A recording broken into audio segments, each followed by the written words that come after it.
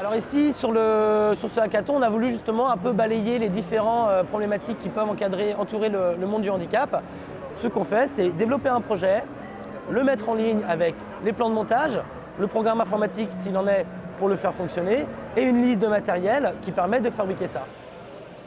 Le thème de la solidarité là-dedans, c'est je partage mon intelligence au profit des personnes en situation de handicap pour justement améliorer leur quotidien et qu'une personne malentendante ne se retrouve pas derrière la vitrine d'un prothésiste en bavant devant un appareil qu'il n'est pas capable de se payer. Les gens, j'arrive à sonner.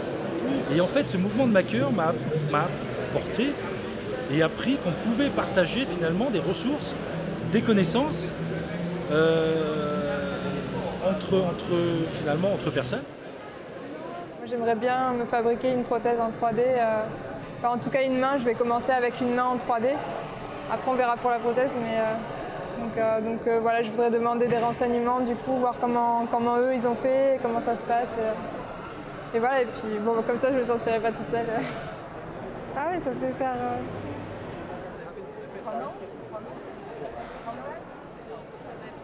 On peut toujours mettre une électrode sur juste un côté et puis que ça se referme automatiquement. Ouais.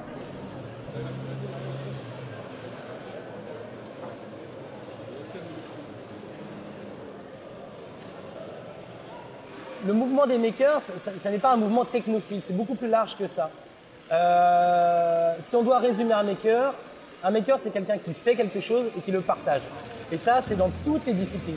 C'est-à-dire qu'ici, là, juste derrière moi, vous avez des étudiants, des retraités, des actifs, des valides, des non-valides, des invalides, plein de gens qui sont en train de travailler ensemble, qui se rendent compte que les compétences des uns des autres font que ça gomme tous les défauts des uns des autres.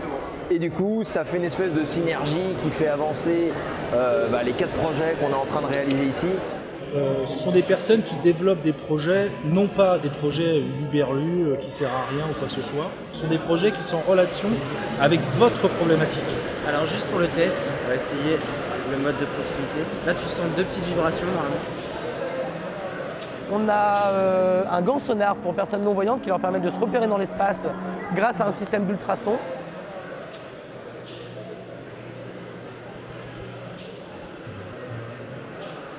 Un fauteuil roulant électrique qui est construit là-bas. Donc là c'est pareil, c'est des plans qui ont été élaborés par Open Wheelchair, qui est une association justement qui a développé, qui a pensé ce fauteuil roulant open source. Ce fauteuil roulant pour enfants, réalisable en kit.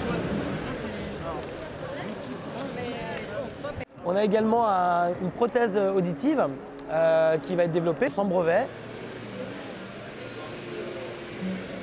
Le souci pour nous, c'est cette histoire de communication qui est très très compliquée. C'est-à-dire que les entendants, ils vont très vite apprendre, être au courant de ce qui se passe par ailleurs. Et les sourds sont souvent spoliés du fait du manque de communication. Et on a aussi la prothèse de Nicolas Huchet qui est déjà bien avancée mais qui a toujours besoin d'être améliorée et qui donc va pouvoir profiter aujourd'hui de la réunion d'une trentaine de makers, de passionnés, de gens qui ont des compétences différentes pour aller encore plus loin. Voilà, elle est déjà toute ouverte, ça c'est l'ordre de toute ouverte, mais maintenant si je fais comme ça, Une note d'espoir, voilà, on sait qu'on ne pourra pas sauver la Terre entière, mais du coup que la Terre entière peut se sauver elle-même si ces petits nœuds de solidarité repartent et poussent dans plein d'endroits.